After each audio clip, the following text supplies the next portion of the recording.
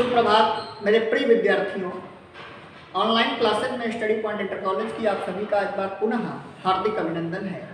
मैं अमित तिवारी, सहायक अध्यापक, आप सभी को आज हिंदी की जो 100 महत्वपूर्ण रचनाएं हैं उस क्रम में उसका प्रथम भाग लेकर के उपस्थित हुआ हूँ। यह ऐसी रचनाएं हैं जो परीक्षा में बार बार पूछी जाती हैं और आप जब जाते हो परीक्षा देने तो यह रचनाएं आपके दिमाग में नहीं आती हैं, आप स्मरण नहीं कर पाते हो और बाद में कहते हो कि सर वो रचनाएं मैंने पढ़ी तो थी लेकिन मुझे याद नहीं रही। इसलिए यह वीडियो आज का बहुत ही महत्वपूर्ण होने वाला है। इस वीडियो को अंत तक देखिएगा और हर रचना को बारीकी से समझने का प्रयास कीजिएगा। चलिए मैं शुरू करता हूँ आज की सभी परीक्षाओं के लिए महत्वपूर्ण हिंदी विषय में जो रचनाएं हैं उनके संदर्भ में। देखिए, सबसे पहली रचना मैंने यहाँ लिख रखी है श्रृंगार रस मंडल, विट्ठल नाथ जी ने लिखी है।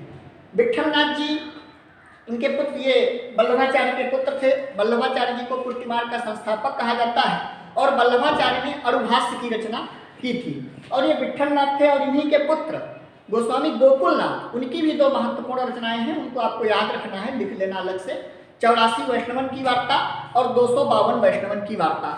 इसी क्रम में देखिए दूसरी रचना मैंने लिखी है अष्टयाम, इसको नाभादास ने लिखा है। यह भी बहुत महत्वपूर्ण रचना है।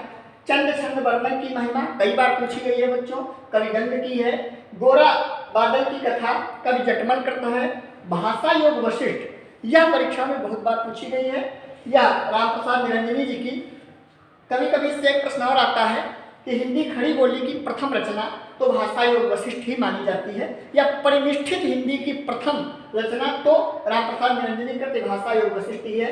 रानी केतकी की कहानी, मुंशी इंशाअल्लाह खां, सुख सागर, मुंशी सदा सुखलाल और प्रेम सागर, बहुत ही महत्वपूर्ण रचना लल्लूलाल। अब आप इधर आइए, मेरी असफलताएं, इसमें बाबू गुलाब राय जी ने लिखा है इसको। हलवा क्लब बाबू गुलाब राय, निराला की साहित्य साधना डॉक्टर रामविलास शर्मा और कलम का सिपाही अमृत राय जो कि मुंशी प्रेमचंद जी के पुत्र थे। सिंहावलोकन यशपाल की रचना है।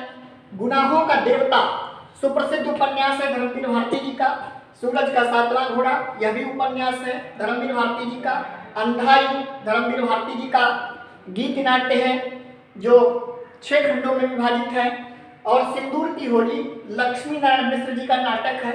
तमस विभाजन की त्रासदी पर आधारित सुप्रसिद्ध है उपन्यासकार भीष्म साहनी का उपन्यास है, जिनकी एक कहानी आप लोगों ने पढ़ी होगी, चीफ की दावत। और ध्रुव स्वामिनी जयशंकर प्रसाद जी और चंद्रगुप्त जयशंकर प्रसाद जी, यह 20 रचनाएं वो हैं जो परीक्षा के लिहाज से अत्यधिक महत्वपूर्ण हैं। इन 20 रचनाओं को बच्चों आपको पढ़ना है, ध्यानपूर्वक पढ़ना है और बार बार समझना है। इनमें इधर बहुत सारी ऐसी रचनाएं हैं जिन पर साहित्य अकादमी पुरस्कार, भारतीय ज्ञानपीठ पुरस्कार इत्यादि कई पुरस्कार मिल चुके हैं।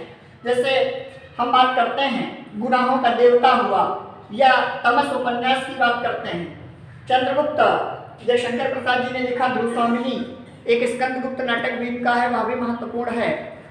इनके सबके प्रकाशन वर्ष मैंने नहीं लिखाए हैं, लेकिन आप याद कर लीजिएगा, पढ़ लीजिएगा जरूर। चंद्रगुप्त का प्रकाशन वर्ष स्कंदगुप्त 1928 में आया था, चंद्रगुप्त 1931 में आया था और अंतिम था ध्रुव स्वामिनी जो 1933 में आया था। यह सारे उपन्यास परीक्षा के दृष्टिकोण से भी महत्वपूर्ण हैं। तो सभी उपन्यासों को, सभी कहानियों को, सभी नाटकों को हम हर पार्ट में अलग अलग आपको लेकर के आएंगे और जो परीक्षा की दृष्टि से अत्यधिक महत्वपूर्ण है। इसीलिए बच्चों इन रचनाओं को अपनी कॉपी पर नोट कर लेना और ध्यान से पढ़ना, बार बार पढ़ना, ताकि आपको अक्षरता याद हो जाए। मैं समझता हूँ आज के लिए इतना ही पर्याप्त है। धन्यवाद।